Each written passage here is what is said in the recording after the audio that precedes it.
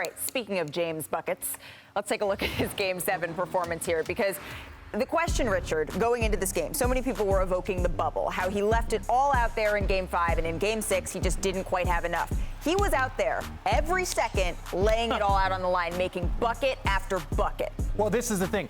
When you look at his performance, you got to go back and look at KD versus the Bucks last year. You go look at some of these epic LeBron James runs where he was playing 47 total minutes and doing everything. And even this shot right here, I had people like, what do you think of this shot? I love it. Same. Why? I love this shot. And this is why.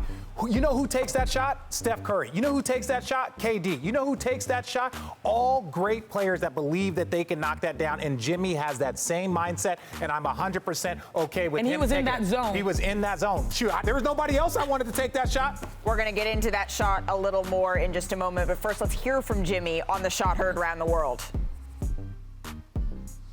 My thought process was go for the win, which I did. Missed the shot, but I'm taking that shot. My teammates liked the shot that I took, so I'm living with it.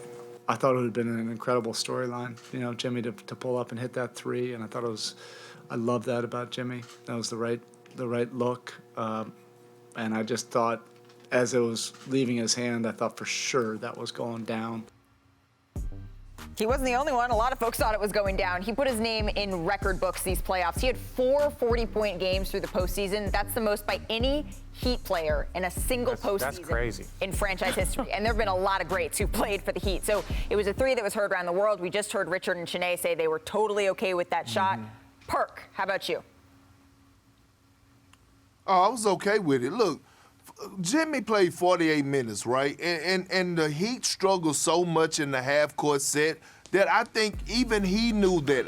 I'm not saying he knew that as he was walking into the shot, but at the end of the day, the Boston Celtics defense had them looking so bad. I made my kids close their eyes every time the Heat had it in the half-court set on, because I didn't want them picking up bad habits. But look, what Jimmy Butler reminds us of in this series is that not to overreact in the regular season. Let's wait till the postseason, because Jimmy Butler is a postseason player, and what he reminded us of is that he's a top 10 player in the NBA, and there's no debate about it. I can't name 10 players that's better than Jimmy Butler. When you rise to the occasion and put up the type of numbers and the performances he did throughout these playoffs, you cannot do nothing but tip your hat and notice that he's a top 10 player in the NBA.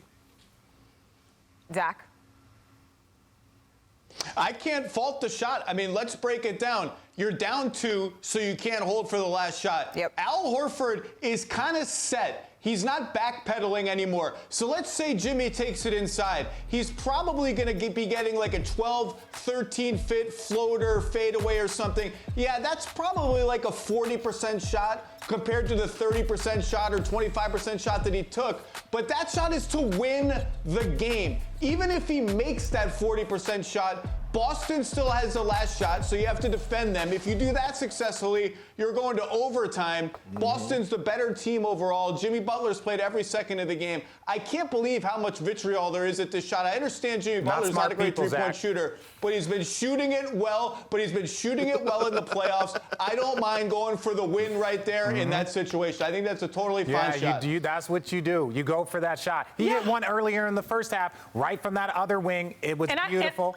I haven't finished the Avengers Challenge. Like, when I have time, when my season's over, I'll finish watching all the movies in consequential order. But ever since Game 6, he's been in Endgame. And when you played every minute of every game, you know that. You know what? In OT, I'd rather just end it right here. And this is why you don't want to play your guys 48 minutes. Remember Kevin Durant being fatigued in that overtime of Game 7. I understand you can't take your player out, and this is the bad position that teams get put in. But at the end of the day, that's the only chance. But you want to give them 3-4 minutes of rest so that last second shot doesn't come up short. But given the circumstances of it, we're not mad at it. Because that was in rhythm, in flow. He was in endgame. He felt like he could make it. That was probably the best shot they would have gotten. Well, and you can hear the Celtics players after the game saying, we thought it was going in. We were all holding our breath. There was no one who was on that opposing team who thought, oh, yeah, we'll live with that shot. They didn't want to give that up either. He just came up a little bit short.